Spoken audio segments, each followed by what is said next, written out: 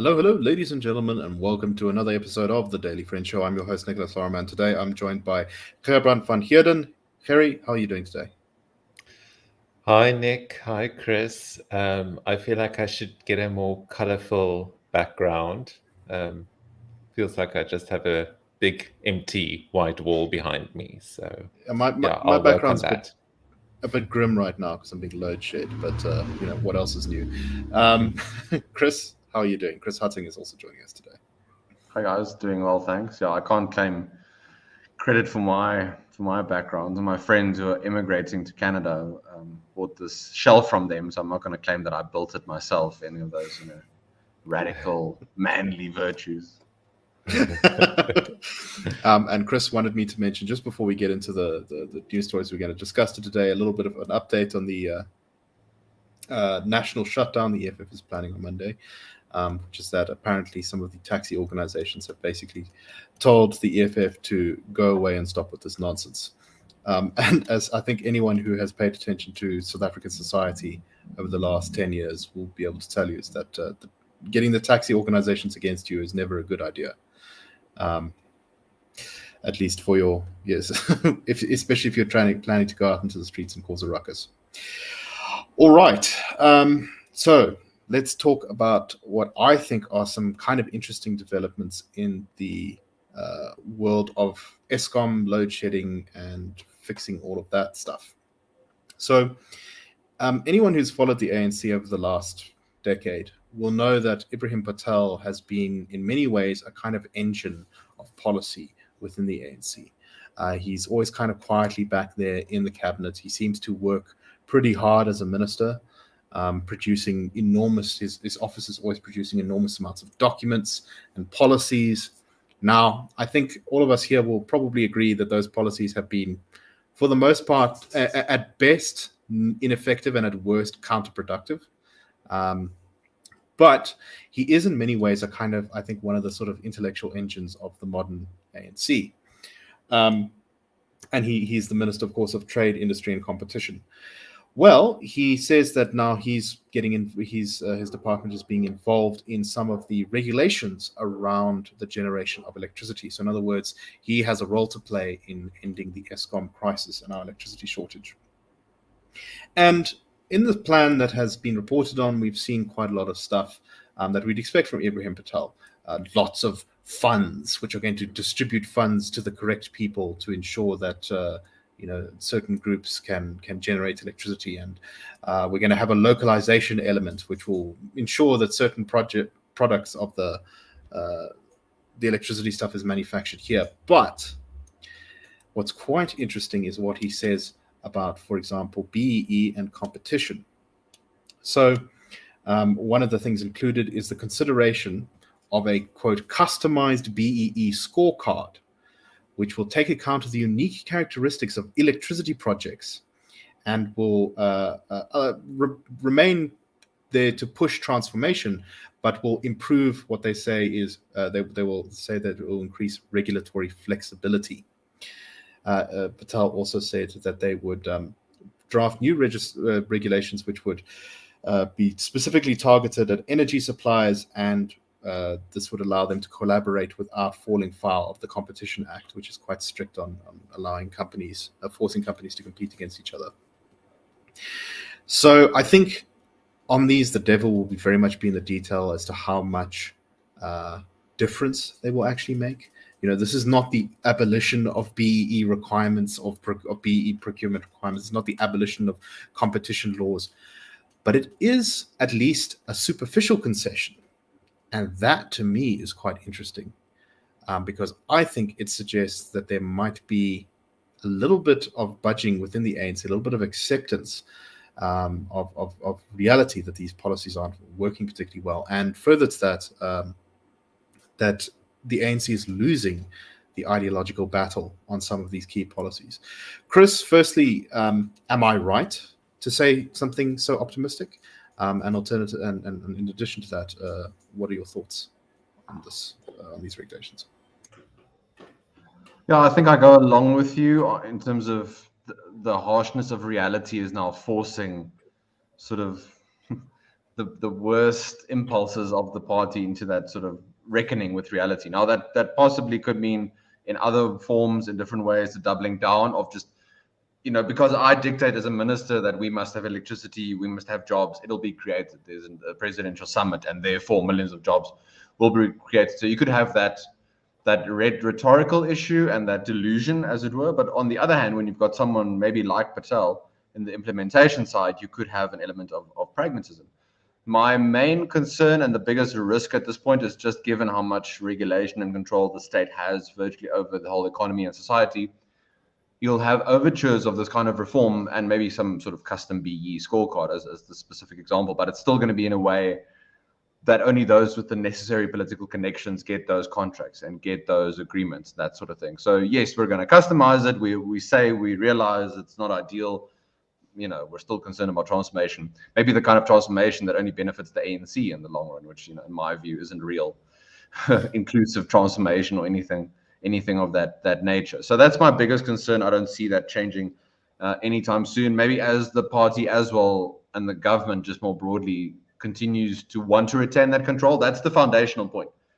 That's still the overriding goal is, yes, we realize some things need to change, but how can we in the long run retain control? Maybe they can do this sort of in a way that undermines long-term investment, real capital formation, because then you can turn around and say, look, we opened up to the private sector, they didn't come to the party, therefore we need to go back to the sort of command control centralization model of our version of the developmental state.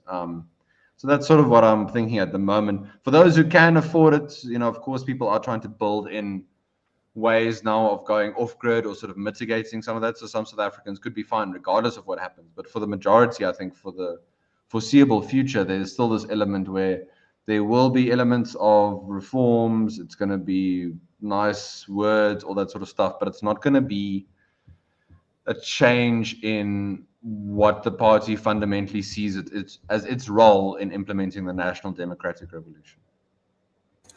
No, I take that point very well. I think, and I see also from the comments as well. I think that, I'm not expecting the ANC to suddenly abandon BE anytime soon. But if you can imagine the ANC as being, sort of in the center of where the political conversation is at the moment, for them to be moving a bit sort of in the anti-BE direction, I think is interesting because it suggests that it'll be easier for a non-ANC government to overturn some of these policies.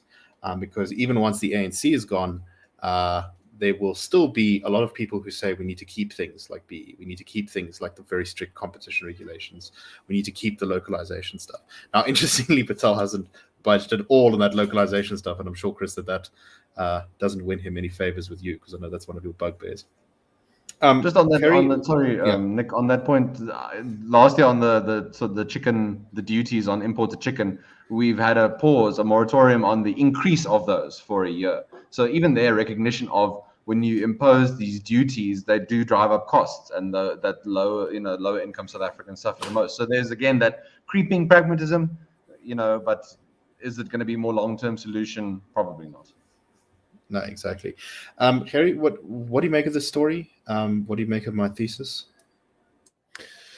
Yeah, it doesn't inspire much hope from me. I think one has to admire how viciously committed the ANC is to their ideology of centralization. I mean, the economy is collapsing. Our GDP growth is stagnating. Unemployment is skyrocketing. And that hasn't really pushed the ANC at all to make any sort of meaningful reforms. The ANC is also about to lose their national majority. They've already lost it in the municipal elections, and they're about to lose it in the national elections. And that still is not pushing the ANC to really press ahead with reforms that will make the country more competitive, that employing policies that are more market friendly. They are really they might tweak here and there, and that might, I think the best we can hope for is what you've mentioned, Nick, is that if they tweak a little bit here and there, then whatever government replaces them, will have a easier job in implementing necessary reforms. But I think overall, the point I want to make is that the ANC has committed to this path that they've taken, and I don't see them stepping off of it anytime soon. Chris, any final thoughts before we move on? Just on some of these funds that are now being established to try and get things rolling, as it were, to flag the risk for those bigger corporates and those bigger businesses that are now again coming to the party, like they did during COVID, for example. Even if you assume that your favorite faction or favorite leader within the ANC is still going to be in control, what happens then after the elections next year? Who has access to those funds? Who gets to allocate those? Who gets to use those? So again, the risk of just playing on government's turf and going to what, the direction that government dictates for you, versus maybe deciding to go on your own path, maybe establishing a BLSA or a BUSA fund, or take whatever pick you want, instead of, just having it with government sort of say so the whole time. All right, let's move on to our next story. And this is, of course, as almost everything is these days, related to load shedding a bit. And this is an editorial in the, I think it was the Business Day, which went through the difficult problems that are facing the mining industry at the moment. So mining contributes just under 10%. I think it's around 8% of our economy and something like 40% of our exports. So almost halfway there. And also, crucially, it supplies 480,000 jobs, which is quite a lot. And you can imagine that means essentially millions of people, because there's lots of dependence on those job holders, are being supported by this industry. So it's very important to taxes, to the well-being of poor people, to providing employment opportunities for people who don't necessarily have other types of skills. And yet, we've seen some pretty bad news in the last couple of months. For the last 12 consecutive months, mining output has in fact declined, and it's been on decline for about, if you kind of trace the trend, it's 18 months. It's lower than it was 18 months ago. There was a bounce back. There was a very big dip, obviously, with mining during the hard lockdown in COVID. But as that eased, it bounced back quite a bit. However, things are still not where they were before the pandemic began. And this seems to be a story for so much of South Africa's economy. But Chris, do you have some thoughts on where the mining industry finds itself? I go back to, for example, if you'll excuse the pun, the undermining of mineral rights in the country. That in and of itself discouraging you from taking the risk in investing in that serious hard capital, sinking your capital literally into the earth in this geographic location, but also figuratively. Why choosing this location above others where they might have more protections for your mineral rights, for your property rights, now with expropriation without compensation still very much on the table, with the expropriation bill, I believe now with the NCOP or approved by the NCOP, either one. I speak under correction. So I go back to the sort of macro policy point of view that has over time whittled away that risk taking in mining, in exploring. You've got the cadastral system that is still in development now. We had a promise in the latest budget from Minister Mantash that would be put out to tender and put out for mining companies so that they can track where they can mine, where they can't, who's sort of in what area, where they're allowed to do what. That still hasn't been opened up. So the policy side of it is discouraging to investment. When you add in things like load shedding, trade infrastructure, things like Transnet, the railways, it just becomes prohibitively expensive to do that sort of thing. And also at this point in time, if you look at the sort of end of the latest commodities boom and the big uptake of renewable energy around the world, how South African mining companies could be benefiting from that, leaving aside the debates around renewables. I mean, we can talk about that, but if you want to take advantage of that, you need to have these basics in place so you can, for example, mine copper very effectively and get that out. That's going to be vital for EVs and that sort of thing. But at the moment, we keep shooting ourselves in the foot from the policy point of view. Then when things globally turn against us, it sort of exacerbates the issues, and we can't take advantage of if global headwinds again turn in our favor. It's so interesting actually about kind of just thinking about the problems, the specific problems of the regulation regarding the mining sector. So there's the labor stuff, the very terrible labor relations and the strikes and all that, which have hurt mining. But putting that to the side, when you look at the actual regulations that govern mining, it's amusing how much similarity there is to exactly the things that prevent us from getting electricity. A sort of desire to kind of over-centralize, a desire to place very stringent BEE requirements on every kind of transaction, every kind of procurement, the desire to sort of have the state at the center of things. Kerry, what's your take on the place our mining industry finds itself?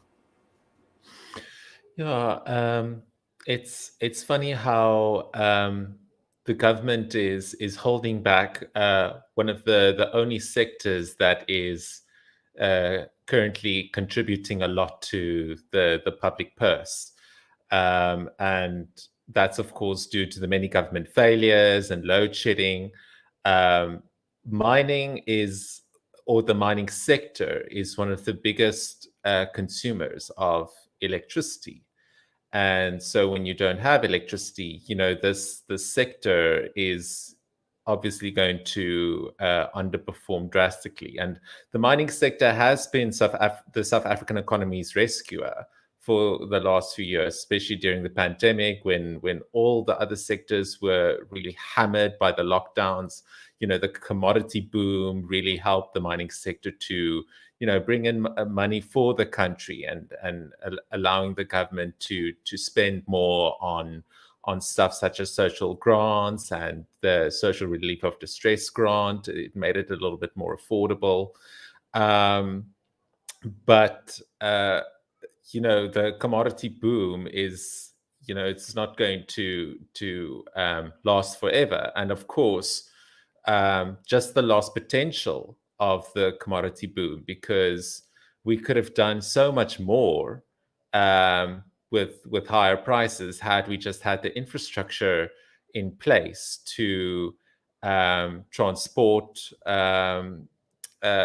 to improve transportation in the mining industry, to improve exports. But we don't have that, and there's no real political will from the government to turn that around. No, so of course we're seeing, as the regulations strangle off the legal sector in mining, we've seen this kind of explosion over the last few years of illegal mining, which in some places seems to have almost kind of taken over towns. I know from some people I know that illegal mining is booming all over the place, where bribes are enough to ensure that no regulation or law enforcement ever impedes you. And of course, illegal mines are much worse for many reasons. One, they don't pay tax. Two, they often don't really, look after their workers particularly well. And three, they're often criminal enterprises which engage in violent turf wars with each other. So the loss of kind of the energy that is around mining in South Africa to illegal mining is, I think, a great tragedy. Chris, any final thoughts? Nothing to add on that, just in terms of how difficult it'll be sort of breaking up a lot of these habits and systems that have now been entrenched. So not already that sort of a potential coalition government doesn't know the challenges, but sort of maybe focusing on some of these priorities, these low-hanging fruit. If you could get mining going again, just the job creation, that would be incredible in the country. So just focusing on how would you solve that? How do you convince voters that you, for example, will turn around some of the stuff in partnership with those mining companies that have weathered the storm? Like, I think immediately of some company like Sibanye, which is all the time trying to fix these things in there where they operate and with local communities. I think there's an opportunity there in the midst of the very depressing situation that we find ourselves in. All right, so let's move on to South Africa's foreign policy.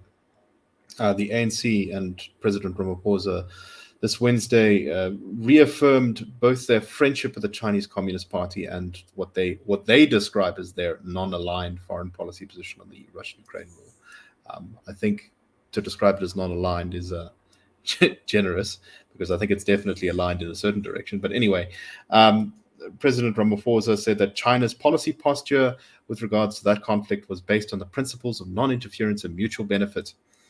And he also went on to say that the ANC opposed a unipolar world order driven by unilateralism and continued to strive for a multipolar global order based on mutual respect and creation of win-win partnerships. The idea that there should be harmony between humanity and nature is an ancient value, and we need that as we reverse the effects of climate change while building a human community with a shared future.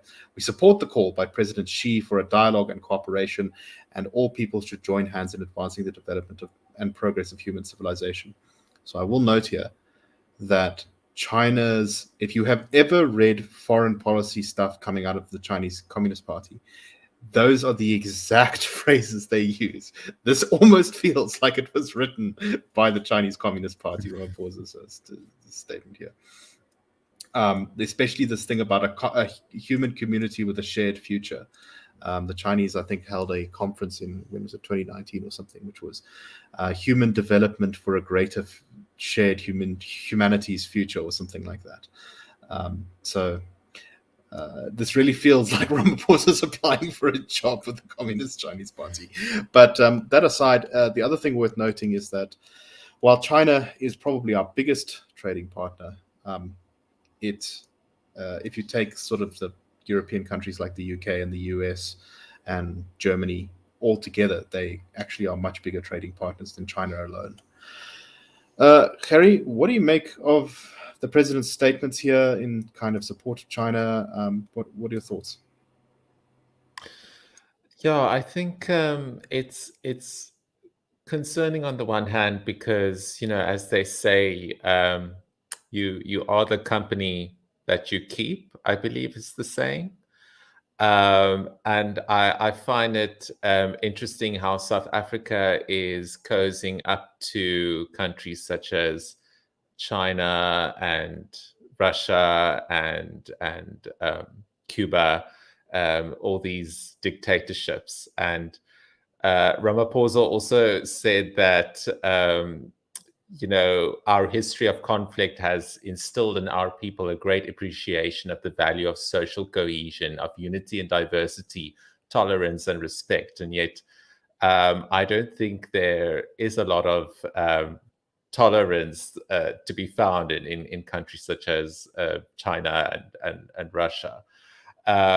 Lots of human rights oppressions in China, oppression of the press and opposition parties. China also has one of the highest death penalties. So it's I find it quite funny for South Africa to be cozying up to China. You did mention that China is South Africa's biggest trading partner, but overall, I think Western countries and the EU, contribute so much more to trade with us. And I think South Africa is shooting itself in the foot by aligning itself so closely to China and Russia. We're already a very small boat in the global economy ocean. And, I don't think alienating us from, big democratic economic powers such as the US and the EU is particularly wise, and yet here we are. So this is what makes me shake my head, right? We, even if you were ideologically completely in favor of the Chinese Communist Party and Russia and that side of the sort of emerging global conflict, it doesn't make sense for South Africa to start making so many kind of sycophantic statements in support of one side or the other. You can also just say nothing and kind of sit on the fence and receive many of the benefits of sitting on the fence, which is that no one is going to try and hurt you. Chris, what do you make of all this? Yeah, globally, you've got these two sort of currents. You've got the Belt and Road Initiative on the one hand from China, trying to expand its influence through things like investing in infrastructure in regions such as Africa. Then on the other hand, you've got the US through the Biden administration really upping its sort of charm offensive in the last year or so, trying to appeal for its advocacy for investment, that sort of thing. So as you say, why not engage with them from a platform of strength? You're not coming to them on bended knee. You're not praising, throwing lavish praise on one or the other and singing their virtues and whatever. You're going to each pragmatically and saying, what can you bring to the table to invest in our country? How is that going to assist with job creation, upskilling, investment, all that sort of stuff? In a global environment of high inflation, high interest rates, lower growth, why would you sort of, undermine yourself where you could be getting investment from many different places and not just from one as such? Of course, there's issues around strings attached. I'm not saying either side is this moral paragon or whatever, as it were.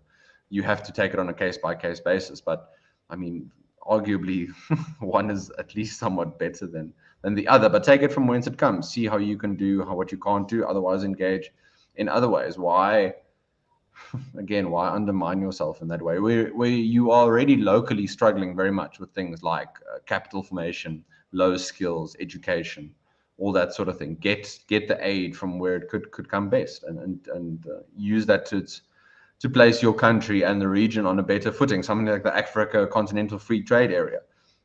All the virtues of this being sung at every opportunity, but then countries like South Africa not doing good, not doing well in terms of upping its trade infrastructure. It's, maybe using things like the port of Shanghai, which has done very well at digitization. Learn from them, bring that in. Learn what the port of Los Angeles did with their backlog in terms of getting containers off the ships, as we do in Cape Town and Durban all the time. We don't have enough brackets to get our containers off onto trucks. So take the lessons and use it, from where it comes. Gary, any final thoughts? No, just I think South Africa should reevaluate the keep your friends close and your enemies close, or that type of thing. Yeah, I don't know. I think South Africa really needs to work on its foreign policy, and just realize that being friends with everyone in the world, is to your benefit. Yeah. Especially when you have the kind of economic problems that we have. All right. Very briefly, I think let's just mention this. I'm sure we're going to talk about it more in the upcoming weeks, but the Democratic Alliance is going to be holding its elective conference. Of course, the second biggest party in the country. And it's going to be holding it on, I think, the 1st and 2nd of April. And it's all of its senior positions are up for election. So we've got the thing I think that's going to grab most of the headlines is the battle between John Steenhuisen and Paul Palatse for the top spot as the federal leader.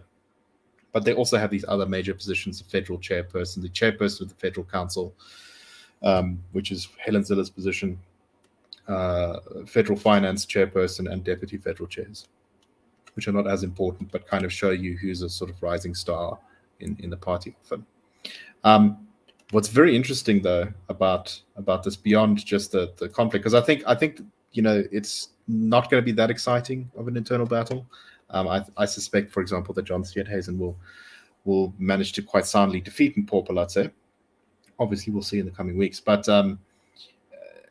we see here that there's a particular name, Longile Pejane, I think her name is, who has put herself forward for every single major leadership position in the DA.